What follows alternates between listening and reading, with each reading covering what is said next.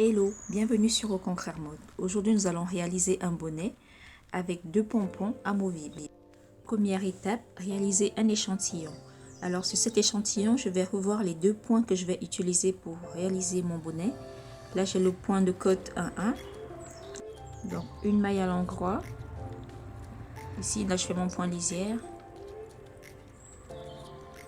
Ensuite, une maille à l'envers. Une maille à l'endroit. Une maille à l'envers.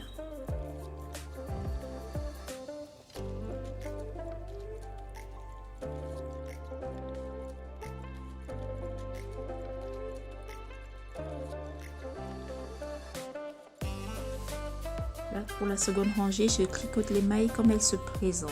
Donc là, on a une maille à l'endroit, on continue, je reste sur l'endroit. La suivante, elle est à l'envers, donc je la fais à l'envers et ainsi de suite.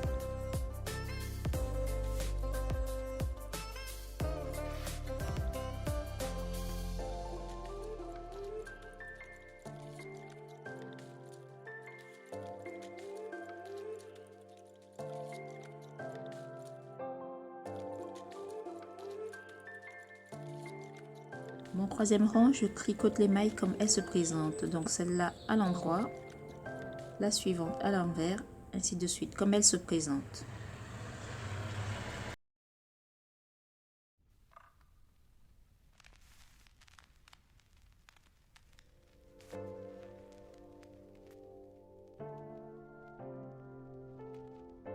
Nous allons changer de fil sur la rangée suivante. Donc, et pareil, on va tricoter comme elle se présente. Ça veut dire que la maille là, elle est à l'envers, je reste sur l'envers.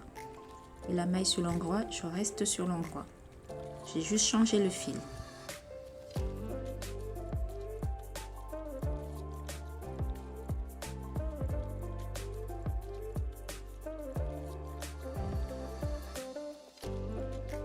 Je fais 2 rangées dans le fil sombre. Donc là, je fais l'aller et le retour en fil sombre.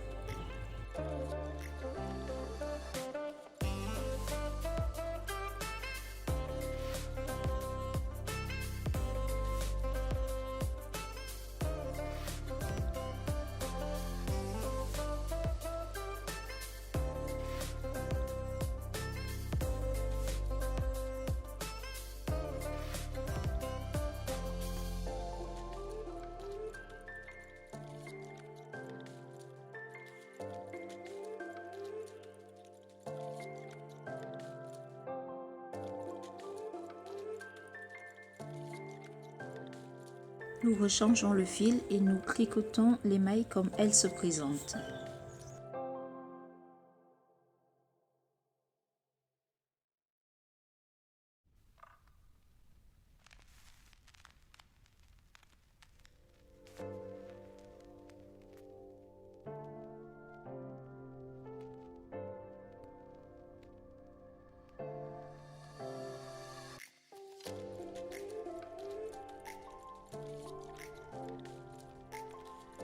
Nous sommes à la 7e rangée. Ici, attention, nous allons commencer notre travail de torsade. Donc là, on fait maille à l'envers. On va faire 2 mailles à l'envers.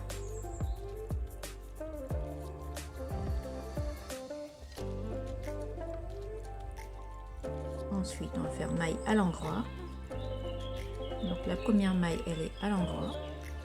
Ensuite, on va trier une seconde maille, juste enroulée.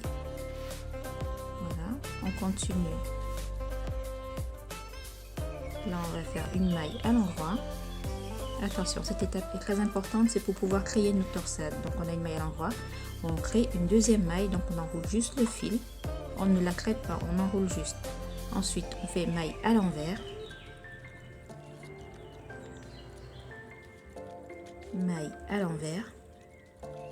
Et puis là, on va réaliser notre point lisière.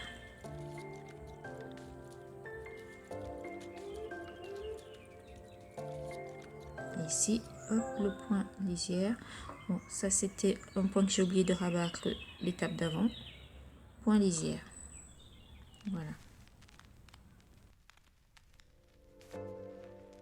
On prend la rangée suivante. Donc, la maille à l'envers, on la tricote comme elle se présente. 2 mailles à l'envers.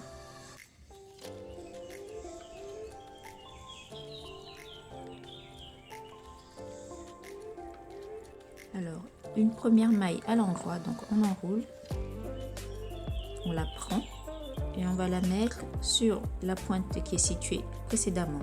On enroule la deuxième maille, celle qui est en dessous. Pareil, on va la prendre et on va la placer sur la pointe qui est située en arrière. On va laisser, donc là on a une pointe qui est vide. On passe à la pointe suivante, donc on prend le fil, hop, une fois que c'est fait, on le déplace. Vous voyez, là j'enroule, je le prends, je le déplace. Donc voilà, là on est en train de créer notre croisement. Une fois que ça c'est fait, on va reprendre les 2 mailles qu'on a déplacées et les remettre sur la maille qui est libre.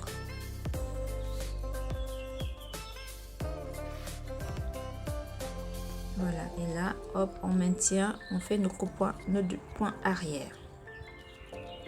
Point arrière. Point arrière. Cette étape est importante pour pouvoir créer le croisement. Et là, notre point lisière. Maintenant, nous allons tricoter les mailles comme elles se présentent. Donc là, on a les 2 mailles qui sont en arrière. On les garde telles qu'elles sont.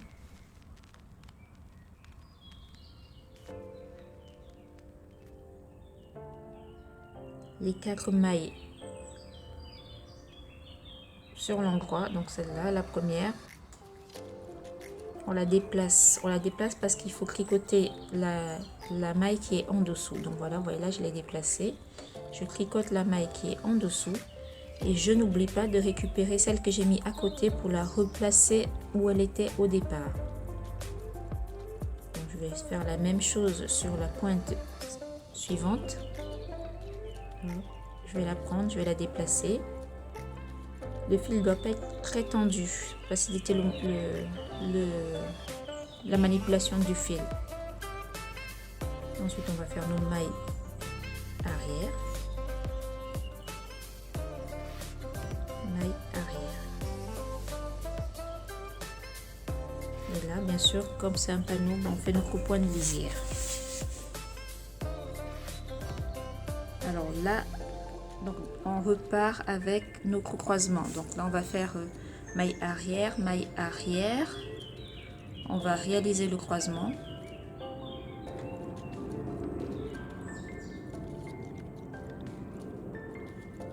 Alors, vous voyez ici, c'est important d'avoir 2 mailles de chaque côté. Dès le départ, on avait 2 mailles, donc ça doit rester identique. Là, on met bien les 2 mailles, les 2 d'un côté, les 2 de l'autre. Donc là, hop, je passe mon fil, je prends la maille, je la déplace et je laisse un fil assez souple pour pouvoir ensuite faire les déplacements de mailles. Là, je vais prendre cette maille aussi, hop, je vais la déplacer de l'autre côté. Le fil doit être souple, je déplace la maille et je fais la maille qui est en dessous. Cet échantillon nous sert uniquement à déterminer le rapport entre la grosseur du fil, les pointes du tricotin et la façon dont je tricote dans la main de la tricoteuse. Il ne nous sert pas besoin de compter le nombre de mailles ou le nombre de rangs parce qu'on ne part pas d'un modèle existant. Donc l'échantillon est maintenant assez large. Alors nous allons arrêter le tricotage et puis nous allons mesurer le taux de rétractation de notre matière ou l'élasticité. Donc là, on va prendre un mètre ruban et on va mesurer la largeur de notre échantillon sur l'anneau de tricotage. Donc sur l'anneau de tricotage, on voit que notre échantillon fait 14 cm de large. Information à noter précieusement quelque part. Ensuite, nous allons mesurer la largeur de notre échantillon quand il n'est plus sur l'anneau de tricotage. Largeur de l'échantillon sans l'anneau est égale à peu près à 8 cm, entre 8 et 9, on va dire 8.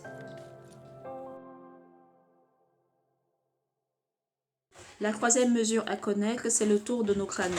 Ici, il fait 70 cm. Les 3 mesures suivantes, donc la longueur de l'échantillon sur l'anneau, la longueur de l'échantillon sans l'anneau et le tour de notre anneau vont me permettre de calculer la largeur totale de mon bonnet. La largeur totale de mon bonnet est donc égale à 70 cm divisé par 13 et multiplié par 8, ce qui nous fait 43 cm. 43 cm pour un tour de tête de 60 cm est un peu